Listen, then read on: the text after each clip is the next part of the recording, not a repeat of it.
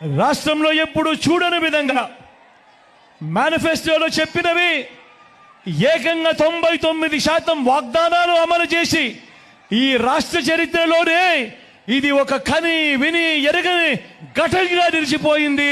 ఈ 59 నెలల మీ బిడ్డ పాలనలోనే కాదా అని అడుగుతా ఉన్నా.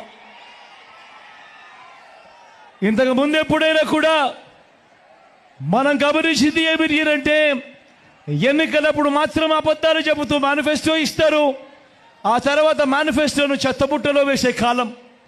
కానీ ఒక్క మీ బిడ్డ పాలనలో మాత్రమే మేనిఫెస్టోను ఒక బైబిల్గా, మేనిఫెస్టోను ఒక ఖురాన్గా, మేనిఫెస్టోను ఒక భగవద్గీతగా భావిస్తూ ఏకంగా 99% అమలు చేసి మళ్ళీ ఆ మేనిఫెస్టోను ప్రజల్లోకి తీసుకొని పోయి ప్రజలకి ఆ మేనిఫెస్టోను చూపించి ప్రజల ఆశీస్సులు కోరుతా ఉన్న ప్రభుత్వం దేశ చరిత్రలో ఏదైనా ఉంది అని అంటే అది మీ బిడ్డ ప్రభుత్వమే అని కూడా గర్వంగా చెప్తా ఉన్నా. ఈ సందర్భంగా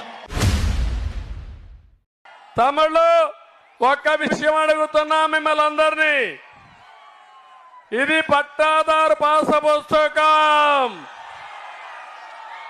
ఇది పట్టాదారు పాస పుస్తకం. దీనిపైన చూస్తే జగనన్న భూ హక్కు చట్టం. ఎవరిది భూమి? జగన్ తాత ఇచ్చాడా మీకు? వాళ్ళ నాన్న ఇచ్చాడా మీకు? వాళ్ళ అవ్వ ఇచ్చిందా మీకు? ఎవరిది భూమి?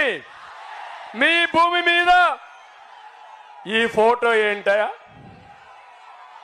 ఏం చేయాలి దీన్ని? ఇప్పుడు చించి చిత్తు కాగితం చేసి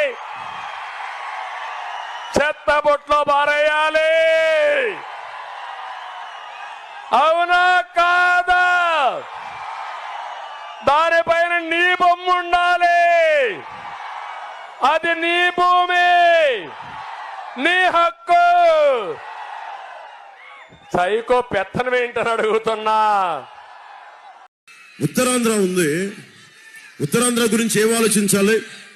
ఒక కరణం మల్లీశ్వరి, అంబట్రాయుడు గారు ఉన్నారు, కరణం మల్లీశ్వరి ఉన్నారు.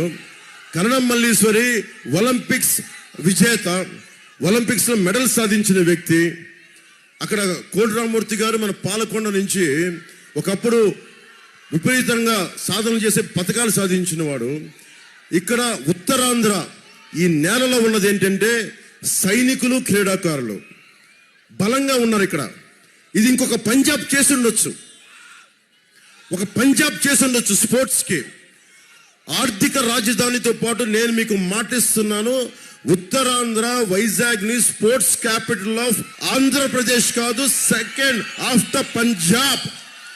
పంజాబ్ తర్వాత ఆంధ్రప్రదేశ్ ని క్రీడా రాజధానిగా చేస్తాం. ఎందుకంటే ఇంతమంది బలమైన క్రీడాకారులు ఉన్నారు. ఎక్కడ భారత మాత గుడి ఉందో లేదో తెలియదు, కానీ శ్రీకాకుళంలో ఉత్తరాంధ్రలో భారత మాతకి గుడి ఉంది. అంత గొప్ప నేల ఇది, అంత చైతన్యం ఉన్న నేల.